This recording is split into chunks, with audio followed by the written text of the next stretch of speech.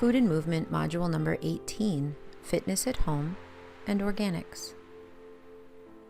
Fitness at home can be an excellent alternative for those who can't get to the gym because of family, travel, business, or work. Some people prefer to work out in the privacy of their own home. You can have a home gym, and there is a huge market that includes every type of workout equipment imaginable, from the enormous weight, multi-purpose machines to benches and free weights, to stationary bikes, stair climbers, treadmills, and more. It's nice to have the equipment in a room with a view, mirrors for form, and a little elbow space. Having music in the room is a bonus. Workout videos are available on demand with smart TVs, or you can purchase your favorite workouts and work out alone, but not alone.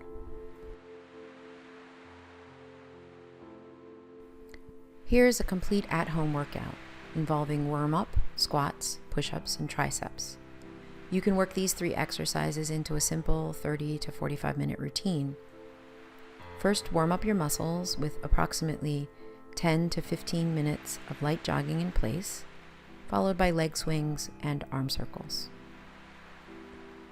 In set 1, first do 10 slow deep squats, then jog in place for 2 minutes, then do 10 push-ups, then jog in place for 2 minutes, do 10 tricep dips, and rest for 1 minute. In set 2, do 15 squats, jog in place for 90 seconds, do 15 push-ups, jog in place for 90 seconds, do 15 tricep dips, and rest for 1 minute. In set 3, do 20 squats, jog in place for 1 minute, do 20 push-ups, jog in place for 1 minute, and do 20 tricep dips. Finish by performing long, static stretches for at least 3 to 5 minutes. This is a great workout, and your outfit won't even have to match. If you live in an area prone to air pollution like New York or LA, you may be better off working out indoors. Pollution and other environmental factors can also trigger respiratory problems like allergies and asthma. Some people are fine with getting out and exercising in adverse weather conditions like heavy rain, snow, heat, and cold. And it's nice to have all these options for inside exercise if we're stuck in to work out. Eating organic. The organic food industry is a booming business. And with the recent sale of natural foods giant Whole Foods to Amazon, it is expected to grow even larger in the near future. While some consumers buy organic because they believe it's better for the environment, even more do so for health-related reasons. What exactly are the health benefits of going organic? Well, that depends on who you ask and which studies you consult. If you do choose to buy organic food, here are some science-backed bonuses you're likely to get in return. There are fewer pesticides and heavy metals. Fruits, vegetables, and grains labeled organic are grown without the use of most synthetic pesticides or artificial fertilizers. The National Organic Standard Board does allow some synthetic substances to be used. While such chemicals have been deemed safe in the quantities used for conventional farming, health experts still warn about the potential harms for repeated exposure. For example, the commonly used herbicide Roundup has been classified as a probable human carcinogen, and the insecticide Chlorpyrifos has been associated with developmental delays in infants. Studies have also suggested that pesticide residues at levels commonly found in the urine of kids in the U.S. may contribute to ADHD prevalence. They've also been linked to reduced sperm quality in men. A 2014 meta-analysis in the British Journal of Nutrition found that organically grown crops were not only less likely to contain detectable levels of pesticides, but because of differences in fertilization techniques, they were also 48% less likely to test positive for cadmium, a toxic heavy metal that accumulates in the liver and kidneys. More healthy fats. When it comes to meat and milk, Organic products can have about 50% more omega-3 fatty acids, a type of unsaturated healthy fat, than conventionally produced products, according to a 2016 study in the British Journal of Nutrition. Organic milk tested in the study also had less saturated fat than non-organic.